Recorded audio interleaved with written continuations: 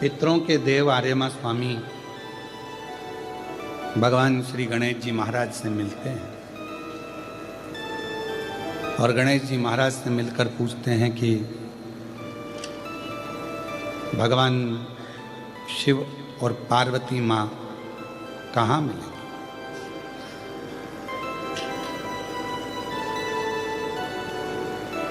तब गणेश जी महाराज कहते हैं कि आप उन्हें ढूंढने के लिए मत जाओ।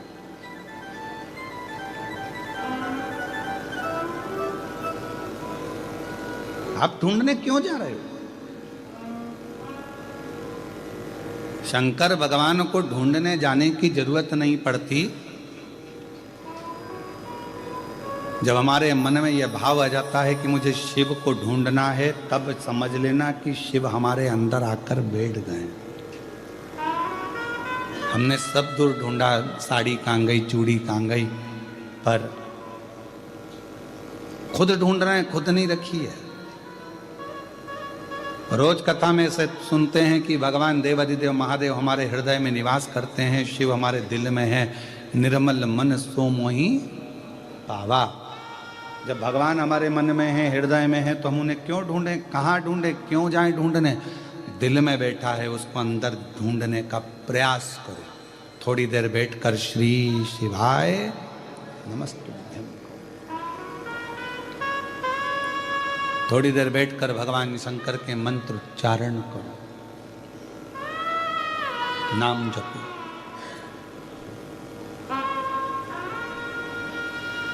और जब हम मंत्र उच्चारण करें भीतर से, शिव नाम को हम जपें भीतर से, तो हमारे सामने शिव जरूर प्रकट होंगे। अपन ने कथा के बीच में मार्कंडे जी का चरित्र सुना था कि मार्कंडे बाबा ने शिव जी को याद किया और शंकर सामने आ गए। आप जो याद करोगे, स्मरण करोगे, ये तो पुरानी रीत है। हाँ, हम हमारी बेटी को याद करते हैं तो बेटी को हिचकी आती है, और बेटी हमें याद करे तो माँ को हिचकी आ जाती है। ऐसा परमात्मा को याद करो तो उसको भी तो एक आध बार हिचकी आए। तुम्हारा रूप देखकर, रंग देखकर, तुम्हारे कपड़े देखकर, तुम्हारा पहनावा देखकर, तुम्हारा स्वरूप देखकर परमात्मा नहीं, तुम्हारा भाव देखकर आता है। भाव देखकर।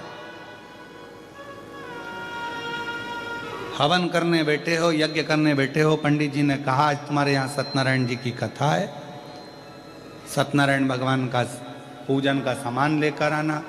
पहुंच गए, देवी जी बैठ रही है, नवरात्रे का पूजन का सामान लिया आओ। गणेश जी बैठ गए, गणेश जी का सामान लिया आओ। और मैं दुकान वाले के पास जाकर क्या कहा तुमने?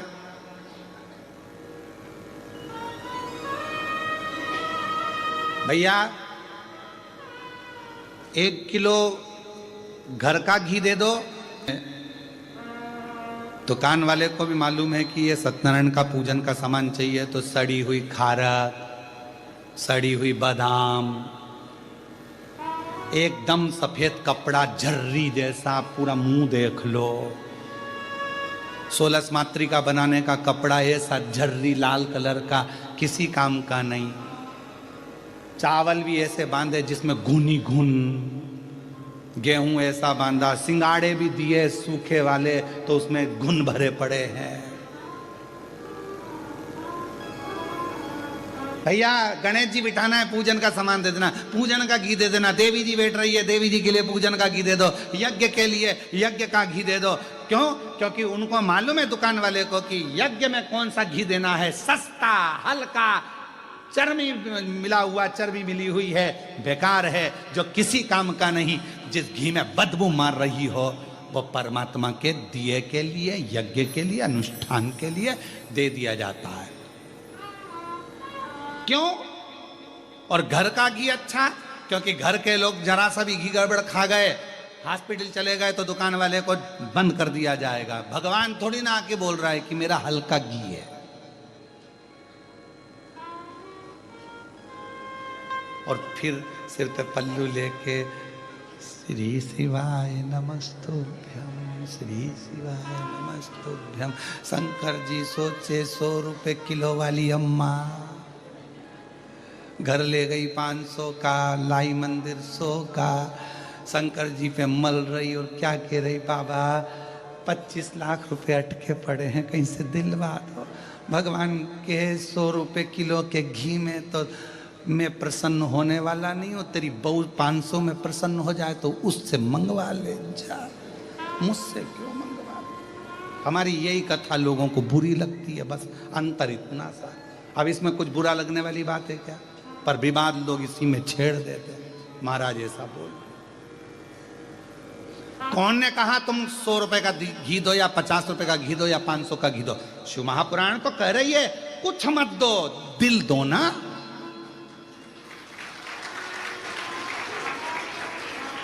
पर जैसा तुम खाते हो, कितना सुंदर कहा शिव महापुराण में, देसी गौ माता का 1 चम्मच में 1 बूंद दूध पानी में मिलाकर शिव जी को चढ़ा दो।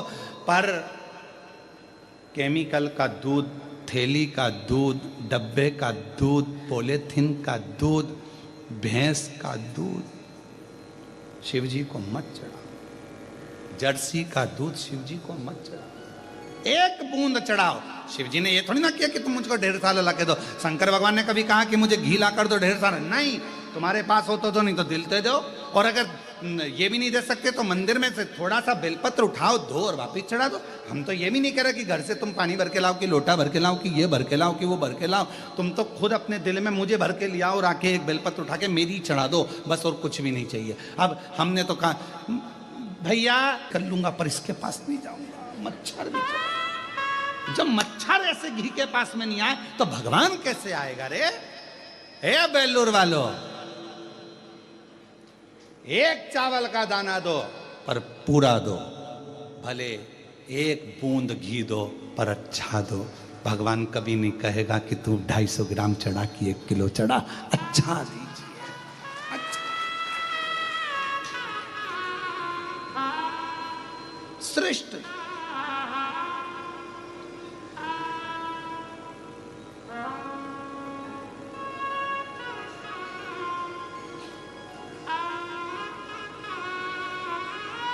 आज हम हमारे गुरुजी को केले से तोलेंगे और केले ऐसे लेके आए कि केले की लेला का पता ठिकाना नहीं मिला। वो केला मालूम पड़े अंदर से दब गया, कछोड़ गया, पूरा केला भी केला, मेरा तो मृत्यु हो चुकी है, अब खाने के लायक ही नहीं बचा, क्या करे? भगवान को चढ़ाया तो ऐसा चढ़ाया, क्या मतलब? नहीं लिखा हमारी पुराणों में, शास्त्रों में कि तुम 10 किलो चढ़ाओ कि 100 किलो चढ़ाओ। पूरी पुराण उठाकर देखना, शिव पुराण में कहीं लिखा हो कि भगवान कह रहे हैं या वेद व्यास जी लिख रहे हैं कि मुझे 10 किलो घी चढ़ाना, कि मुझे दही 1 किलो चढ़ाना, कि 50 किलो मुझे दूध चढ़ाना। कहीं शिव महापुराण के अंदर, लिंग पुराण में, स्कंद पुराण में, कूर्म पुराण में, भविष्य पुराण में, अग्नि पुराण में, पद्म पुराण में, ब्रह्म विवर्त पुराण में, नारद पुराण में, नर्मदा पुराण में, तुम कूर्म पुराण में जितने पुराण उठाकर देखो, कहीं नहीं लिखा मिलेगा कि भगवान को 100 किलो दूध चढ़ाना कि 101 किलो दही चढ़ाना। बस लिखा है दूध चढ़ाना, लिखा है दही चढ़ाना, लिखा है शहद चढ़ाना, मधु चढ़ाना, पर क्वांटिटी नहीं लिखी। ये नहीं लिखा कि कितना चढ़ाना। भगवान को मालूम है कलयुग बढ़ता चले जाएगा, इस कलिकाल में वेद व्यास जी को मालूम है लोगों के पास में अभाव होगा, नहीं मिलेगी कुछ भाग, तो कम से कम 1 बूंद देना, पर शुद्धता का देना, भाव से देना, मैं स्वीकार कर लूंगा। भगवान स्वीकार मत दो ढेरों में, ढेर सारा मत दीजिए। तुम क्या सोचते हो कि तुम्हारे फ्रिज में रखा रखा सामान खराब हो गया तो वो बर्तन मांजने वाली को दे दोगे? वो बर्तन मांजने वाली इतनी चतुर तुम्हारे यहाँ का ऐसा सड़ा खाएगी? सड़ा तुम्हारे यहाँ से लेकर जाती है, बाहर जाकर पटक देती है, गाय को भी नहीं देती, सुंगरा को देती है, गाय को भी नहीं देती, इतना सड़ा हुआ, क्योंकि तुम्हारी आदत पड़ी है फ्रिज में पहले सड़ाओ, पड़ा है पड़ा है पड़ा है पड़ा है, कोई ने नहीं खाया, फिर आखिरी में देखो 4 दिन पहले का केक रखा है, भाभी ले जाओगी क्या? भाभी क्या हो, रख देना। उनने पन्नी में बांध के दिया, भाभी को मालूम है बदबू मार रहा, कौन मेरे बच्चों को खिला के बीमार करूंगी, ले जाके फेंक दिया। जितने तो तुम ऐसे नहीं जीते, उतने बर्तन वाली ऐसे जीती। और तुम क्या सोच के बैठे हो कि तुम उसको ये बेकार सब माल दे दोगे, खा लेगी ना, नहीं चाहिए उसको।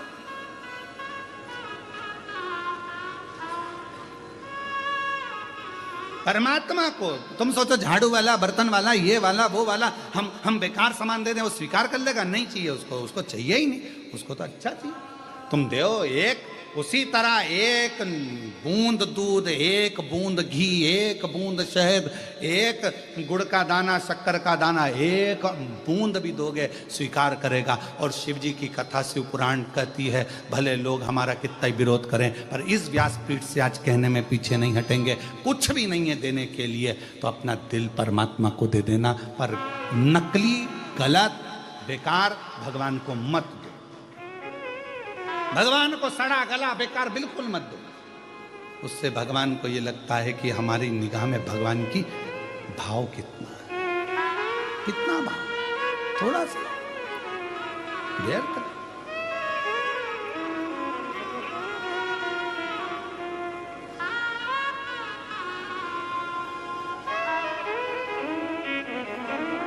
कितना भाव।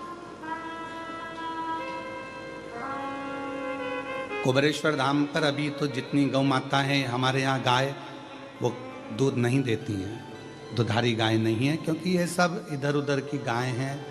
तो जिनको लोग छोड़ जाते हैं वहाँ उनकी परवरिश होती है, गौ माता को वहाँ पर रखा जाता है, सेवा होती है, तो दूध नहीं देती।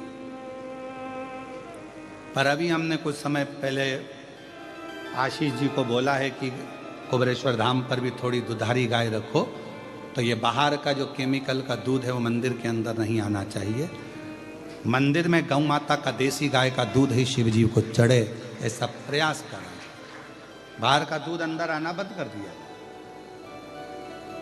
गौ माता का दूध ही वहां चढ़े, बस भले एक बूंद चढ़े, पानी मिला। आप लोगों को कोई कहे कि भगवान को इतना सामान लगेगा, नहीं नहीं नहीं, भगवान को तो थोड़ा चाहिए, पर अच्छा दो, श्रेष्ठ दो। भजन करना है आपको, आपको 10 भजन नहीं आते, एक भजन करो, 2 मिनट का करो।